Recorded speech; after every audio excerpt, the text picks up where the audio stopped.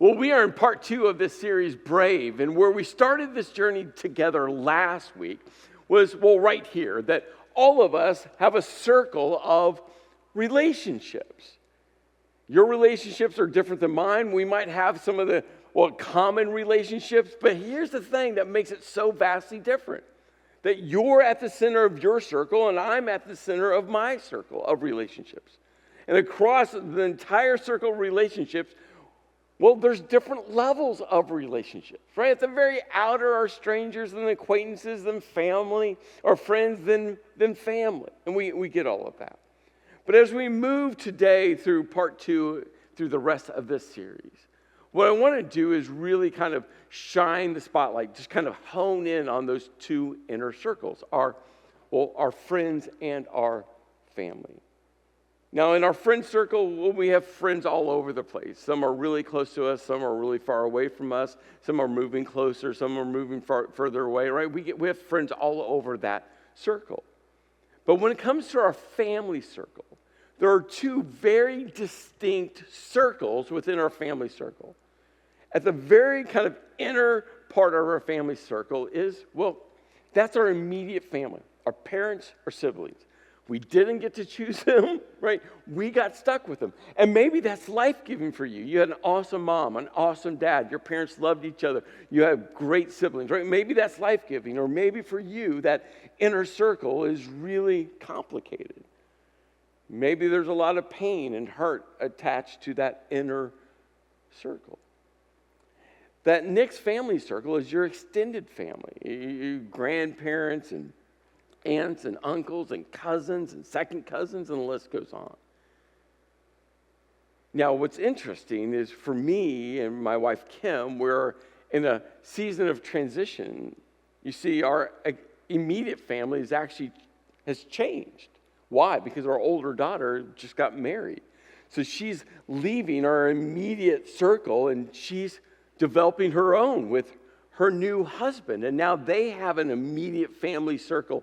And, it doesn't mean I don't love her anymore. It doesn't mean she's still not my daughter. But what I recognize is what the Bible talks about, that we leave and we cleave. We leave our parents and we cleave to our spouse, and the two becomes one. And so Kim and I, we're just in the midst of this. And I never realized how dynamic and emotional, and I'm still trying to figure it out. I'm super excited for them, but that immediate family circle is now looking different as they establish their own. Now, when we think about these circles, the immediate and the extended family circles, what we know is we all have extended family that we barely know or we haven't talked to in decades. You see, we all have, a friendship circle that's much closer to us than some family. And this is why we have to be intentional when it comes to all of these labels, like friends and family. They're so nuanced as how they're connected to us and how we interact with them. So as we make our way through this series, I just want you to keep this picture in mind. I mentioned in part 1 that we're going to be looking at 5 very specific kind of relational actions that I'm pretty sure you have experienced all of these in the past. Maybe you're going through 1 or 2 or more right now with a relationship. But I want you to keep that relational circle, especially your immediate family, your extended family, your close friends, your extended friends. I want you to keep that all in mind as we look at these 5 very specific areas, these actions that actually divide relationships, create so much hurt and pain in our relationships, and how we face it being brave. Now, this first one we're going to look at today, you have encountered this one if you've ever said or thought, out of all the people in my life, I never thought you would. Now, you can fill in that blank, fill out that blank, but you know what goes in that blank. And the next thought, again, whether you think it, whether you say it out loud, I trusted you. Trusted you. I trusted you. In this series, Brave, we're following along on the storyline of a guy named Joseph. When we first encountered Joseph, he's 17 years old. By the time we get done with this series, he's going to be much, much older. But he's a teenage boy. And we left off in the story last week in Genesis chapter 37, verse 18. And this is where we pause the story. But they, Joseph's brothers, saw him in a distance, and before he reached them, they plotted to kill him. Now, Joseph is living in a really dysfunctional family. Maybe that sounds familiar to you. Maybe you were raised in a dysfunctional family. Maybe you're experiencing a dysfunctional family now. I tell people all the time, all families are dysfunctional. It's just a matter about how dysfunctional are they really. And so Joseph's brothers see him a long way off, and jealousy has just completely consumed them. And they want to get rid of him. They want to kill him. And so they said to each other, hey, here comes the dreamer. In part one, we looked at the two dreams that Joseph had. Both dreams were very similar. The dreams were about the brothers and dad bowing down to Joseph, that Joseph eventually would be in a position of leadership, a position of influence, a position of superiority where he would be over his brothers and his dad. And again, it just created so much jealousy within them. And they said, hey, here comes that dreamer in that mocking tone. They said, come now, let's kill him and throw him into one of these cisterns and tell dad, hey, a ferocious animal devoured him. We couldn't do anything to stop it. Then we'll see what comes of his dreams. And as they plotted to, kill their brother, all of a sudden Reuben, he hears this talk and he speaks up. He tries to rescue Joseph from their hands. He goes, let's not take his life. Let's don't kill him. Now on the surface, it looks like Reuben's the hero. On the surface, it's like, way to go, Reuben. You speak up. You look at all of your brothers. You come to Joseph's defense. You save his life. Way to go. But sometimes the surface can deceive you. You see, Reuben's entire motives weren't really that pure. You see, what Reuben knew, what his brothers knew, what the entire family knew is some of the deep dysfunction gets connected right to Reuben. You see, Jacob, dad, had 4 wives.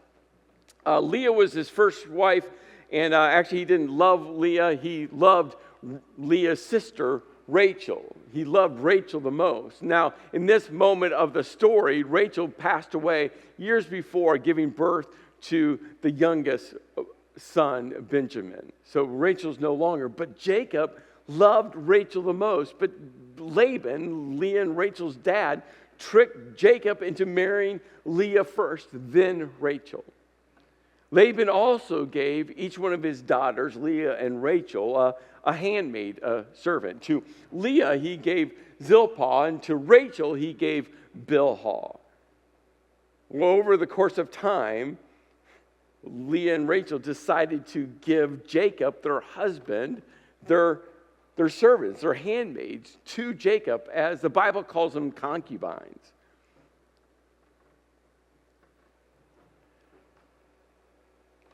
Think about them as second wives. I mean, they were wives, but just a slightly lower standard. Now, you might be thinking about that, looking at that, going, really? God was okay with that? God, well, he allowed it, so he must be. No, there's a whole lot of stuff that God has allowed throughout the course of the storyline of the Bible. And in fact, what he allows now that he's not okay with. God designed marriage to be husband, wife, coming together, the two leaving and cleaving, the two becoming one. He was not okay with four. He never was. In fact, if you're really bored, just read the whole Old Testament and just start to circle every time there was more than just husband and wife, how much of a mess was created. Well, Reuben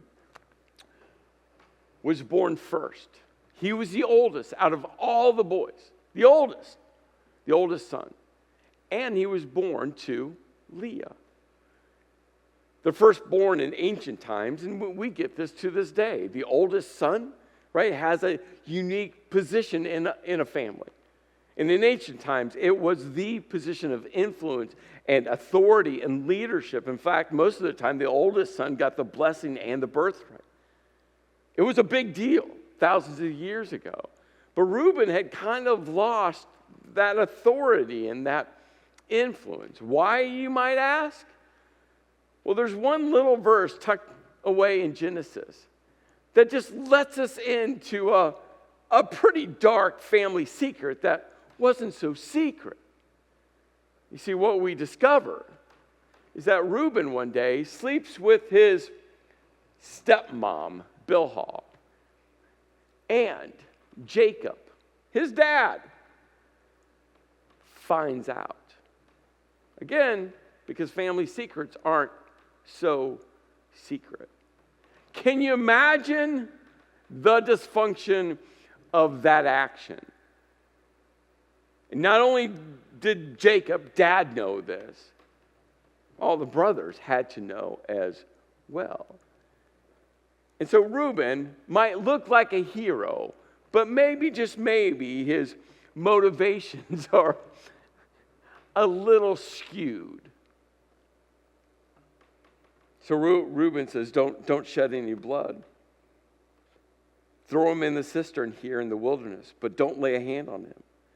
And we're told that Reuben said this to rescue him from them, the brothers, and to take him back to his father.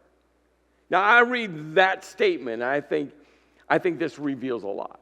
I think the secondary motivation was to save Joseph, yes.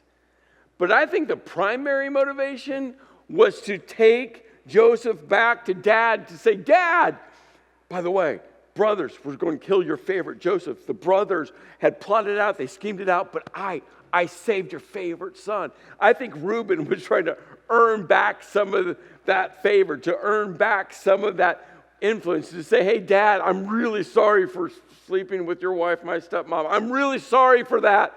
He was trying to earn it back to say, hey, Dad, I saved your favorite son, Joseph. So, when Joseph came to his brothers, we're told that they stripped him of his robe, the ornate robe he was wearing, that beautiful, colorful robe that Dad, Jacob, gave to Joseph, it just inflamed all the jealousy within the brothers. And they took him and they threw him into the cistern. The cistern was empty. There's no water in it. And as they sat down to eat their meal. Now, this is like comical in not a comical way. I laugh just because I can just picture this moment, even though this wasn't a laughing moment. We discover later on in Genesis that the brothers heard Joseph pleading, begging for his life. So we know he did that. I mean, even if we didn't have that insight later in Genesis, we all know that he would be pleading and begging for his life. Right? He's in the cistern that's empty.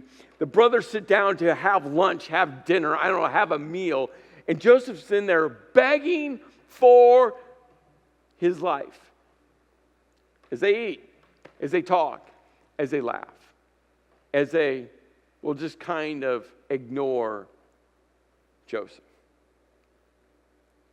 And as they ate, they looked up and saw a caravan of Ishmaelites. Another name for Ishmaelites is the Midianites. And so you'll see that interchange. And maybe Midianites kind of rings a thought in your head. You know, we discover the Midianites throughout the Old Testament. Probably one of the most famous Midianites was Moses' father-in-law. He was a Midianite. And so all of a sudden these Ishmaelites, the Midianites, start to come from Gilead. Their camels were loaded with spices, balm and myrrh, and they were on their way to take them down to Egypt. So Judah, another brother, Judah's mom was Leah. He was actually the fourth in the birth order, right? Reuben being the oldest. Judah was number 4. Maybe you like Judah, like you've heard of the tribe of Judah. David was from the tribe of Judah. In fact, Jesus is connected to the tribe of Judah. It's Judah who said to his brothers, "What will we gain if we kill our brother and cover up his blood?" He's like, hey, we could get something out of it if we don't kill him. Come, let's sell him to the Ishmaelites and not lay a hands on him. After all, he is our brother. By the way, he is flesh and blood. And his brothers agreed. So when the Midianites, merchants, came by, his brothers pulled Joseph up out of the cistern. He sold him for 20 shekels. That was kind of a common amount for a slave during that period of time. And they took Joseph to Egypt.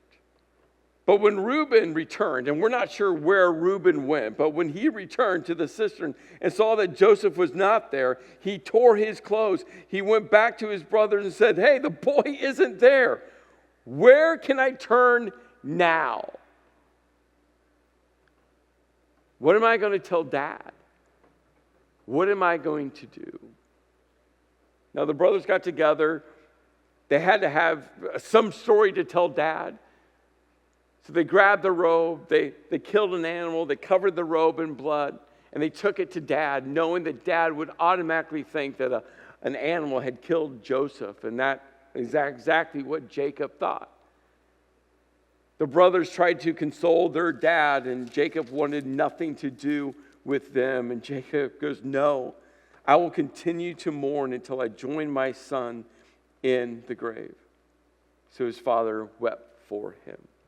And that's where we'll pause the story and pick it up next week in part 3. You see, I think about these 5 very specific actions that divide, create so much tension, so much hurt, so much pain in relationships. And the first one that we discover in this story with Joseph is the action of betrayal. Have you ever been betrayed before? I have. And what's interesting with betrayal is so many times when we are betrayed, we look at the surface action, the surface issue, and so much attention is given to how the person betrayed us. But in all reality, the foundational pain that gets connected to betrayal, the foundational issue that drives the pain and hurt for betrayal is it's the absolute obliteration of trust. Again, think about the circles of relationships. Think about your immediate family. Think about that really close friend circle. It's the obliteration of trust. Those who you think you could trust the most. You see, the closer the relationship, the deeper the hurt. And the deeper the hurt, the greater the urge to retaliate. I mean, how much hurt did Joseph just experience? You're talking about the obliteration of trust from his brothers. Those in his inner circles. Those in his immediate family. Out of all the people in the world, who should you trust? Have to trust? Those in your immediate family. Could you imagine Joseph in that cistern begging his brothers for his life? And they chose to eat a meal. As they sat up laughing and joking and telling stories and eating. And he's like, really? Brothers, I'm your flesh and blood. But something happened within Joseph. And instead of retaliating, which he could have, and we'll see that as we make our way through this series, Joseph recalibrated. And that's my encouragement for you and for me, that when we are betrayed, when that trust is absolutely obliterated, to refuse to retaliate and choose to recalibrate. So how do we do this, you ask? How do we do this? The answer is really simple. In fact, it's so simple, for some of you, you're just going to want to dismiss me. For some of you, you're just going to like, yep, that's a pastor. It's church speak. It's Bible speak. That doesn't work. It can't be like that. That's not real life. I'm just going to tell you, this is the answer of how to recalibrate and start to heal the broken, obliterated trust within us. And just maybe if we do that, just maybe, we can start to close the divide. This is the first step. And these are in order of importance, the orders of which we have to do this when someone betrays us. Step number one, immediately we have to go to God. I said, for some of you might think, okay, that's preacher speak. That's church speak. I'm just telling you, that is the step. When someone obliterates our trust, when someone betrays us, the number one step to recalibrate our broken heart is to go directly to God. You see, King David, knew what it was like for someone to betray him. In fact, he wrote an entire psalm, a song about this. He writes these words to God. Listen to what he writes. He goes, if an enemy were insulting me, I could endure it. If a foe were rising against me, I could hide. Think about the circles of relationship. What David is pointing out here is there's people on the outer circles, right? Enemies, foes. They're the strangers, acquaintances. Those people, right? He's like, hey, if those people attack me, that feels one way, and we all get that. We've all been betrayed from people on the outer circles, and right, we just move through it. It might bother us for a few moments, but we just move right through it. But then David goes, but it's you, a man like myself, my companion, my what? Close friend. David's just calling out what all of us know. When we're betrayed by those people closest to us, when our trust is obliterated by those closest to us, it's completely different, isn't it? And then he writes, with whom I once enjoyed sweet fellowship at the house of God, as we walked about among the worshipers. I mean, let's move this into our modern day language. What David is saying here, if he would be writing this to this day, he'd be saying, hey, I showed up at church. I grabbed a cup of coffee and a donut. I saw you across the lobby. I walked up to you. You high-fived me. You hugged me. We talked. We laughed. I mean, we sat at church together. We worshiped together. We served together. We led together at church. We prayed for each other. We helped each other when we needed help. We have this great spiritual friendship. It was you. Not someone on the outer circles. Someone who was closest to me. And then David writes, but as for me, I called to God and the Lord saves me. Evening, morning, and noon, I cry out in distress, and he hears my voice. You've got to go to God. First, priority number one, when you're betrayed, the only way to avoid trying to retaliate, which will lead you down a path of bitterness, and it'll eat you from the inside out, and it will devour every relationship connected to you. The only way is to recalibrate. And how do you do that? You have to start with God. It's what David tells us to do. Just go to God, and he will hear. Cry out to him. He's going to listen. Share with him the entire story. God has you. And that one will always drive you to number 2, to forgive. Now again, you might be like, oh, Chris, here we go again. Another church answer. But that is the answer. When you go to God, I'm just going to tell you, you know what God's going to say to you? You have to forgive. And so many times people, they kind of misposition forgiveness. There's another word in the Bible, it's reconciliation. And most people connect forgiveness with reconciliation. Reconciliation is all about two people coming together to reconcile.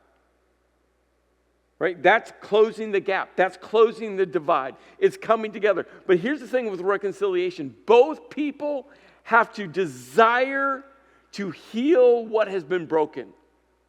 If only one person wants to and the other doesn't, it can never be reconciled. It takes both people. You know the thing with forgiveness? It only takes one. You. And do you know that the heartbeat, the goal of forgiveness is embedded in the word forgive? You know what it is? It's to give. Forgiveness is about you giving something to someone. You saying, I forgive you. You haven't earned it. You don't even deserve it. But I'm going to choose to release it. And when you start with number 1, when you look at God, when you go to God, guess what you're going to hear him say? You got to forgive. And as soon as you say, but God, I don't want to forgive. And I've been there. You've been there, right? I don't want to forgive. And all of a sudden God goes, think about how much I have forgiven you. And the more we grasp God's forgiveness for us, the more we will be compelled, we will be moved to extend that gift to that person who hasn't earned it, who doesn't deserve it. Why? Because we don't deserve and we can't earn God's forgiveness that he's already given us. And it moves to number 3. We've got to seek wisdom.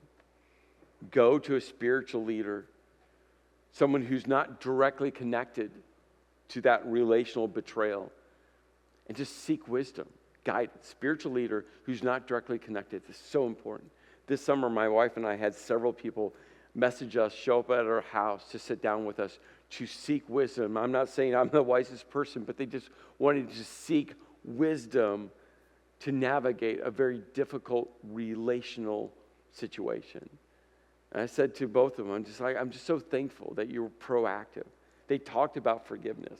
They talked about their hurt, but they talked about how do I move forward? Do I reconcile? Don't I reconcile? What does that even look like? What do I do with this broken, fractured relationship? At what level we just had so many really good conversations around something so difficult. You need to seek wisdom. Now, as the story moves forward, Joseph gets to Egypt. He's sold to a guy named Potiphar, and this is such an important moment. He's sold to Potiphar, and the storyteller tells us that, the Lord was with Joseph. Really important. Hold on to that. That God was with Joseph so that he prospered, and he lived in the house of his Egyptian master. He prospered. Now, at this point, Joseph is around 17 years old. This is really important. As we make our way through the rest of the story of Joseph, when we get to Genesis chapter 50, Joseph is right around 56 years old. So there's a 39-year span here that we're going to cover following this story of Joseph and his brothers and his dad. Now, in Genesis chapter 50, Jacob, dad, passes away. We also know that, Joseph lives until he's 110 before he passes away. But in Genesis 50, there's this 39-year gap. Dad dies, and all of a sudden the brothers come to Joseph. and they're freaking out. They're freaking out. They're freaking out. Why? Because, well, they don't have dad to protect them anymore. And they just know that Joseph, brother, is going to get back at them after 39 years. Now, when they come to Joseph, Joseph says something to them. And I want to share this now because I just tell you, I think these words that Joseph shares with his brothers, the brothers that betrayed him, the brothers that wanted to kill him, the brothers that sold him, I think these words God started to etch on Joseph's heart on the journey from that cistern to Egypt. Joseph says to his brothers, you intended to harm me, but God intended it for good, to accomplish what is now being done, the saving of many lives. I think about these words. As Joseph looks at his brothers, he's like, man, it's been 39 years since you sold me. But you just have to know, brothers, you intended to harm me. But guess what? Over this journey, I have seen God's good. What you wanted to do to me, you can't, because God is leading my steps. What you desired to leverage against me, you have no power because God is involved. I just think about these words. These are words of hope as relationships are filled with hurt. And I don't know what you're facing right now, what a relational tension, the relational divide, what you're navigating. I just want you to not just hold on to these words, I want you to memorize these words. And maybe as you go to God, say, hey, God, what that person, you fill in the name, what that person has intended to do to me, God, I'm going to trust you to do good.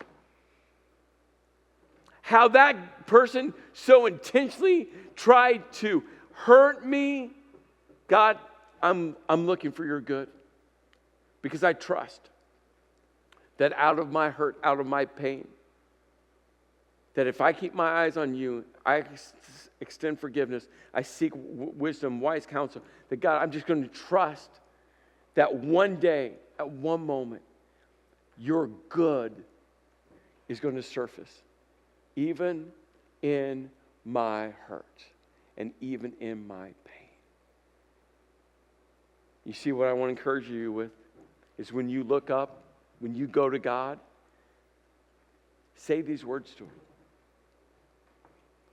And it might take months, it might take years, who knows? But trust that a good God is working for the good. Let's pray. I pray that those words that are some 39 years in the making for Joseph, words several thousand years ago, that are so true for us to this day. Lord, I pray that every single person will read those words, will memorize those words, will embed those words within their soul, trusting you, a good God, that God, you can take anything in our lives and turn it for your good. And I've seen it happen personally. So, Lord, may we trust you in that. May we lean into you for that. In your name I pray. Amen.